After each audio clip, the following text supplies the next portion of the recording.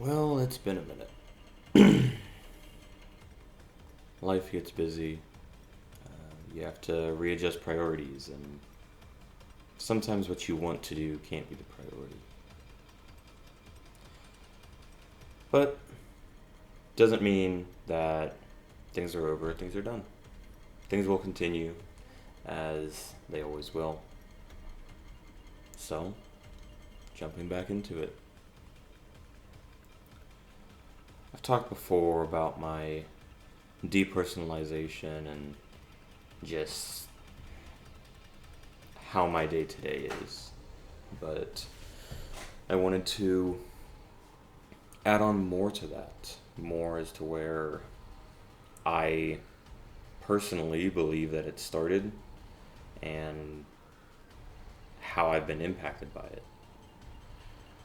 Not as a way of drawing attention to myself, but in hopes that someone else will hear this or find this and they will find comfort in the fact or be able to relate and know that their experience is not one of isolation.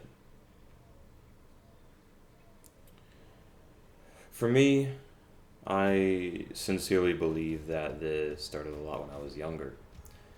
As a kid, I intrinsically just preferred to sit around, watch, and observe. I don't want to say I wasn't active, but in a way, I was more mentally active than I was physically active. I was active all the time, always thinking, always looking at how something is, relating it to other things. And when I was younger, one of the beautiful, beautiful things that I was introduced to was Studio Ghibli and the incredible universe that Hayao Miyazaki has created. And even to this day, it is something that I absolutely love.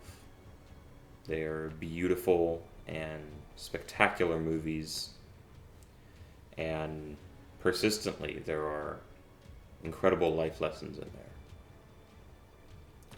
However, many of those life lessons and many of those things are something that you can only learn over time. Something that you can only truly begin to understand as you get older, as you actually experience time. And when you jump almost 5 generations like that, it is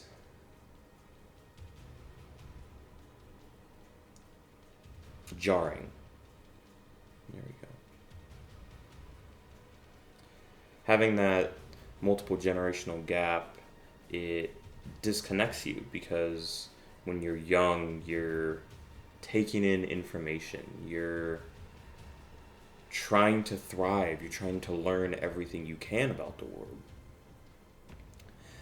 And everyone does this from time to time, but we'll always try and figure something out in our head in some capacity. Maybe it's by being hands-on with the item at hand and physically figuring it out. If you're talking about something such as a computer or a car or whatever it may be. But life lessons are something that you only truly understand with time and experience. And you can't figure it all out in your head. And it's frustrating and disheartening because you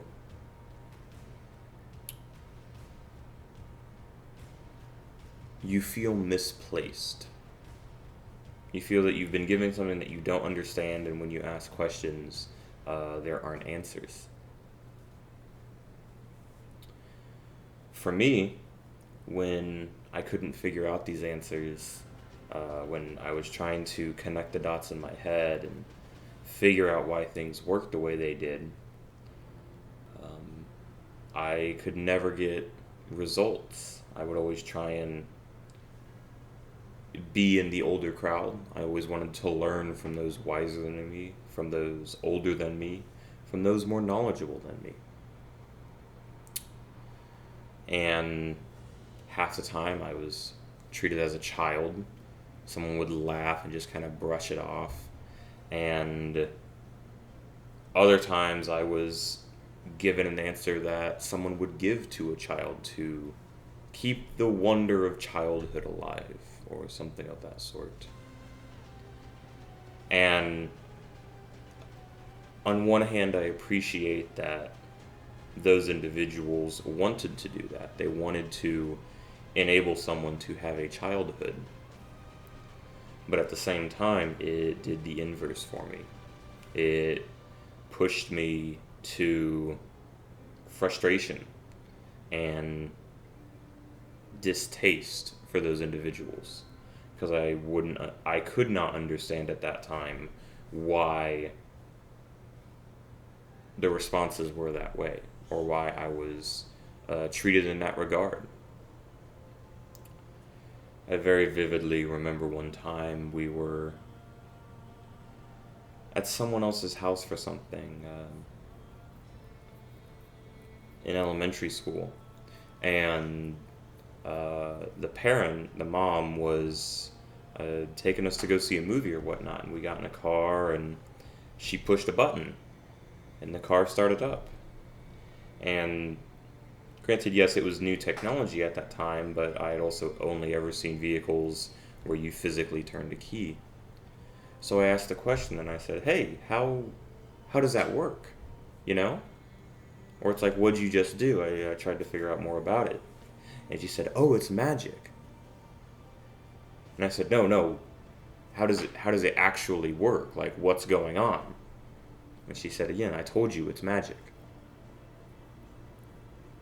I appreciate the attempt to, keep the wonder alive. But at the same time, that was a very distinct experience that I always remember, because I can't even remember what movie we went to go see, or what we had to eat. I can't remember any of it, because I just got pushed into my mind, and I was going, okay, well, how can this work? And this was before I had been introduced to wireless technology. I didn't even know what the internet was at this point. I would have had the ability to, but it was never something that my parents introduced to me, which I am thankful for nowadays. But it pushed me in my head, and that's all that I could think about. And it took years and years and years until I got into college, until I finally started understanding how all of that worked in the background, because I started seeing how these types of things were applied. It certainly could have been high school that I figured it out, but at that time I wasn't focused or interested in vehicles. That one piece of technology, I did not connect to a vehicle. I treated it as an isolated thing.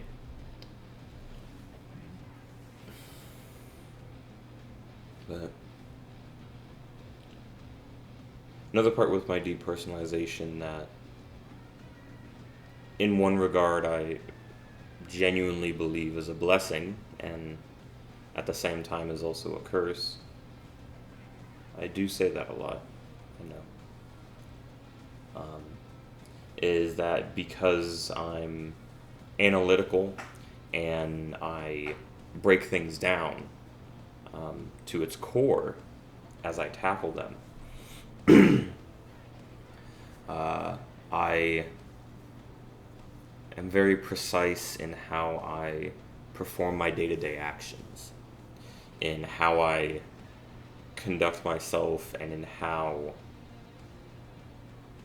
things happen. I don't really know how to describe it.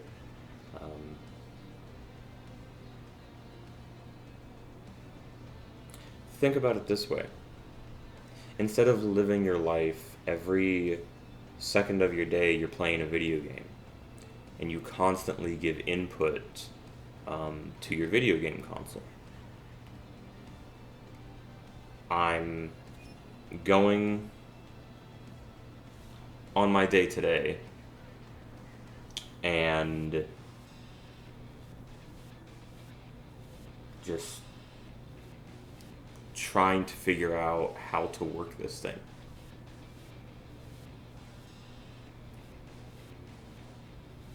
And it's difficult because I'm trying to use an in-between, trying to use this vessel that I'm in to actually interact with the world. And it's frustrating because there have been many times where I've been told it's like, oh, just do this. Well, you're saying to just do that, but that does not make sense to me. Can you explain? Can you elaborate? And then you're given an answer or a response of, how do you not know how to do this? It's like, well, I don't know how to do this because fill in the blank reason. There's always a reason. And unfortunately for me, it's because I've learned by analyzing, I always ask when I'm introduced to something new. It's like, all right, how do you do this? How would you recommend to do this? So that I can start somewhere on a baseline and then grow from there and do it my own way. And that's the only way that you can understand things, by doing.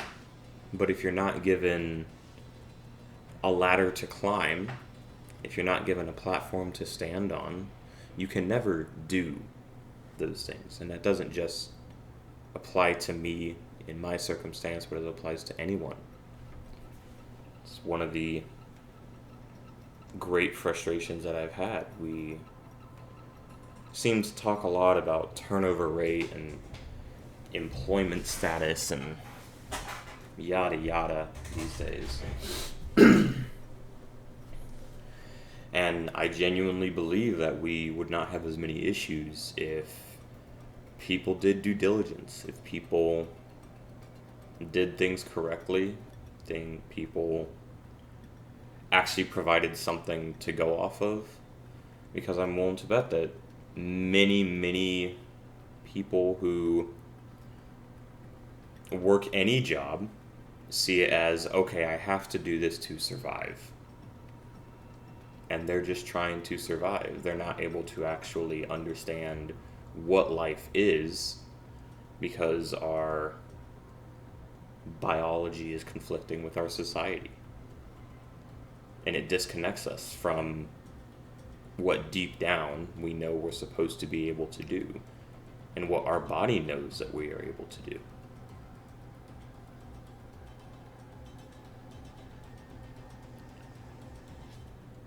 I'm very thankful, though, that